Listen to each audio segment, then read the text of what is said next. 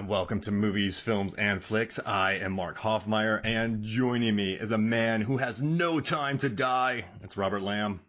Thank you for having me. I just made a coffee. It's stirred.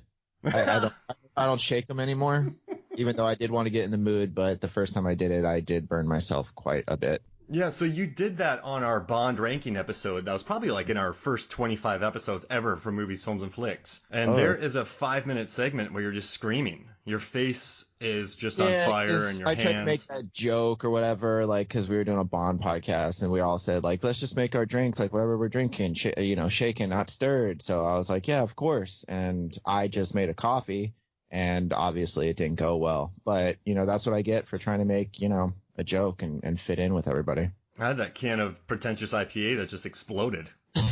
yeah, that was all for it. At least you didn't suffer any second degree burns. Yeah, it's true. Yeah, I was fine. I mean, because you don't drink hot beer anymore, right? No more hot beer for me. It's that's what I thought. For the longest time, I was that guy, who's at the party wearing a monocle, right. A cardigan without the gin. And your hot beer. Yeah, and just putting my IPA in a glass and then heating it and then drinking it and just staring at people. Right. Well, people just don't understand. It hasn't caught on quite yet, but it will, I think. Hot IPAs are not great, Robert. They're not? Are you sure? I try to live my life. I try to you gotta convince get to the myself. right temperature. Yeah. I think it's like 20 seconds in the microwave. And if you do it, what's the setting? Every microwave setting's different. So yeah, not high. You don't want to put it on high. Yeah, it's just, one time it was too hot and a glass exploded. My journey through drinking hot beer was, that's a podcast on its own, right? It's like if Under the Tuscan Sun, Eat, Pray, Love, and Big Fish were a movie, that would be my journey drinking hot beer. Aren't those all movies? Yeah. Okay. If those movies were one movie, okay, that would be my journey. Right. Through hot beer. That's what it could be called, through hot beer. THROUGH, not THREW. Oh, I love it. Those are the craziest 3 weeks of my life, man. Really? Yeah. Just 3 weeks? Yeah. It didn't last long. I tried. Did you travel for it, Under the Tuscan Sun? Yeah, I was a whirling dervish there for a while. I was everywhere, flying. Right. I was on planes. Hey man, can you heat this up? Like, you want me to heat up your beer? Yeah. Isn't that how you met your wife though? Didn't you guys both reach for the same glass of warm beer? Yep, that was it. So I went to get some Caskel in England, and it's traditionally room temp, and we drank it. I'm like, nah, not warm enough. Right. And then she and I just locked eyes. We said at the same time, not warm enough.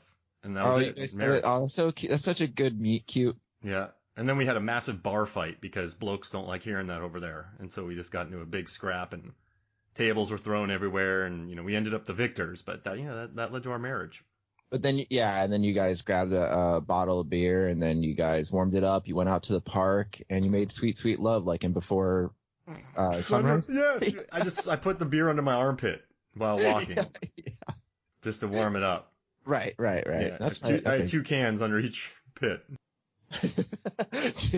That's how you kept them warm. Yeah, exactly. So that's the story of my wife's and I, how we met. And it's basically a more romantic version of Before Sunrise. Well, because you guys actually exchanged numbers. Yeah, exactly. And we didn't set a date to meet later, and then we didn't do a bunch of walking through. And she did not show up. Yeah, exactly. We're much happier than. By the way, Celine I just watched those movies. Well, I have a really weird data post coming out about those, so I'll share it with you when I get a chance. Oh. So I'm gonna ask you something. So, like I said earlier, you've been talking about Bond with me since 2015 on this podcast. So. Oh yeah.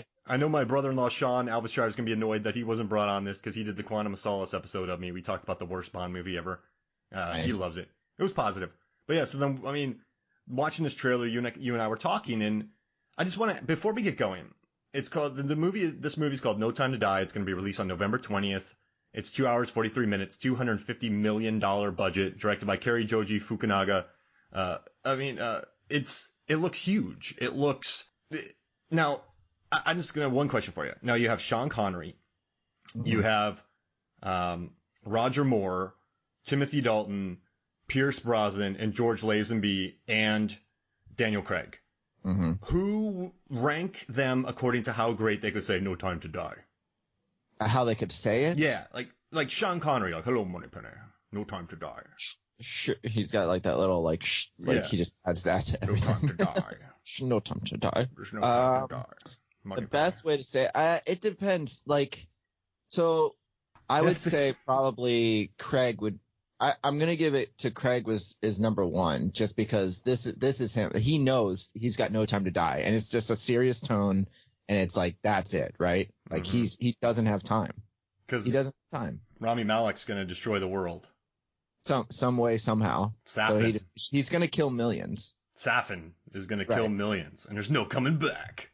There's no coming back from it. So I'm putting him number one. Number two, because I want to keep with the serious tone of it, I think I'm going Timothy Dalton, which is weird. I know that's like, I feel like that's weird even coming out of my mouth, but he's going to be number two. And then number three after that is Sean Connery.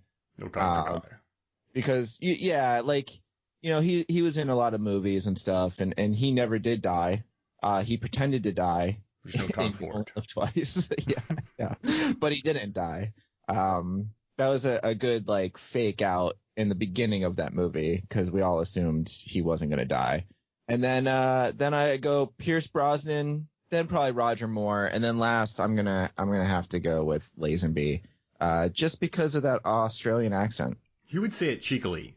A little too much. He'd smirk at the camera. More. In the fourth wall. Exactly. I'm sorry about that. Yeah, the other guy. This doesn't happen to the other guys. So, all right, I love that ranking. For me, like Bond would just sit there drinking a martini for an hour and then go, "There's no time to die," and then he would just hang out. Mm-hmm. Like, he wouldn't. You know what I mean? Like when Craig says it, Craig's like, "There's no time to die." Well, I get it. Yeah, true. Good point. It's. Right. I'd rather hang out with someone who says it cheekily rather than seriously. Okay. Does that make sense? You want like a Moore or like a Lazenby? Yeah, exactly. Looking at the camera, directly at the camera. See, the thing with There's like no time to die. With that is like Bond knows that there's no time to die, obviously. Like that's a given. Every single time, every mission he's been on, there's no time for it, right? Mm-mm. But there is a time to like, he knows that no matter what, no matter if there's a bomb about to go off or whatever, he's got time to complete the mission. Mm-hmm. You know what I mean? To not he's die. got to complete the mission. Then he's not going to die in the process. So he's got time. Mm-hmm. You know what I mean? He just has no time to die. Exactly. That makes sense. I don't know. I mean, my brain is mush right now. I know it. There's plenty of time not to die, but then there's no time to die. That's how you confuse somebody. So Blofeld's monologuing, you say that to him. Hey, what does no time to die mean? And then while he monologues, you just escape. Like, plenty of time to die could be like another James Bond title, I think. Plenty of time to die? Yeah. Or is it too wordy? The time to die is not enough. Well, let's see. We had Live and Let Die. Yeah. We had Die Another Day. Am I forgetting one? Is there another one? Don't die another day. Don't die. The world is enough. Tomorrow Never Dies. Yep. That's the other one. So, I mean... Tomorrow could possibly die. That's weird, because Die Another Day is kind of like almost saying the same thing as Tomorrow Never... No, because Tomorrow Never Dies would be saying, like, you have tomorrow, right? Mm-hmm. There's always tomorrow. And then Die Another Day is like Bond saying, I'll die another day. I mean, they're kind of similar, because you're saying there's no time to die tomorrow. Like, right now, he's saying there's no time to die. Mm-hmm. And then if you say Tomorrow Never Dies, it's like there's no time to, like, die tomorrow, because it's like there's always going to be another day, right? Yeah. And then Die Another Day is saying, like, yeah, like, to expand upon that, like, we're not even going to die today. We're going to die another day. Like, just forget it. Today we're busy. Not today. And then Live and Let Die is something different. Jeez Louise. We're unpacking some stuff right here. Yeah, it's a lot. That's a good quadrilogy right there if you watched all four of those. Although we haven't seen this one yet, but I assume it's going to be, we'll see. I want to watch The World is Plenty. The World is Plenty Enough. So, hey, tell me your theory about the Bond franchise. You put this up there the other day on your Seven Lamb Facebook page, which you should listen to all of Robert's podcasts. He's been a guest of this for a long time, but he has about 6,850 podcast over on Spreaker. Look for Seven Lamb Productions. Buy some shirts. Listen to his shows. Shirts. Yeah. Listen to Alter Ego podcast. I was a guest on there and I hijacked it. Yep. You're going to release your 24-hour podcast that Levin Good and I joined, correct? Yeah, we're actually releasing it right now in hour increments, but you guys don't show up until like hour 13 or something. Yeah, we did a late one. For a while. Yeah. I mean, so look out for that. But I mean, so let's see, where was I at? I completely lost my. You're talking about my post. Oh yeah, your post. So tell me about your theory for this Daniel Craig Bond theory and what you think about this movie. Yeah, so Daniel Craig. Now don't get me wrong. Like I know everybody like certain people like certain movies and stuff, but I feel obviously Casino Royale. He comes out with a bang. It's a great movie. It's to me it's like almost like the definitive James Bond film. And I love the old classic ones too, but it's always going to be in like the top 5. Then you have Quantum of Solace, which is not that great. It was during the writer's strike or whatever, so I get it, but it just wasn't good. It's the worst Bond movie. Yeah. Honestly, because it's a Bourne movie. It's the second worst Bond movie for me. I guess know what the worst Bond movie is for me? My least favorite.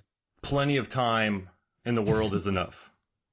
Very, very close. It's something about there being like diamonds and they're like always there. Diamonds are occasionally around. Yeah, that one is. I hate how they took Ernst Stavros Blofeld and just made him kind of like a joke, and it's right after his wife died. Oh, it's just not good. And it all takes place in Vegas, and it's like, come on. The moon car, and didn't he dump Blofeld into a large chimney, like a smokestack? No, that wasn't that one actually. Oh, okay. That one was he bangs him up on an oil rig. Like the finale takes place on an oil rig, but like the Bond girl is Tiffany Case, and then like she's just not great, and it's not a good Bond film, and you can tell Sean Connery is bored the whole time. He only came back for that paycheck, which I get. Daniel Craig does that too, though. Oh, remember, he wanted bored. His wrist. Yeah, he said working on these movies is like slashing a wrist. So Sam Mendes, who did Skyfall and Spectre, they both whinged just nonstop about making these films. I mean, they listen. I've worked on film sets. They suck. They're time draining. They're expensive. They're huge. Spectre was grossly expensive. I mean, just that thing was crazy. Yeah, ridiculously expensive, overly long, just bombastic, loud, expensive again. So I can see how making that's a pain in the butt. But I mean, to be like, yeah, I'd rather slash my wrists than get paid $50 million.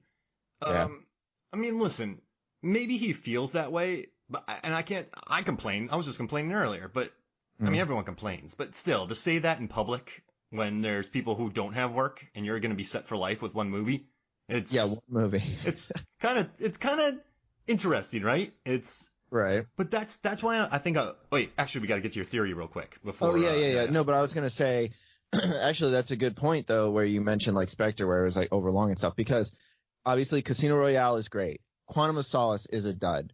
Skyfall is just like breathtaking, the visuals and everything, and the story, like it's just a good movie, and it's like what broke all those records when it came out, right? Mm-hmm. Then you have Spectre, and again, it's kind of like a letdown after Skyfall, and Daniel Craig just kind of has this like great movie, bad movie, great movie, bad movie, but that does mean that with No Time to Die being his 5th in the series, that this one should be an amazing feature film.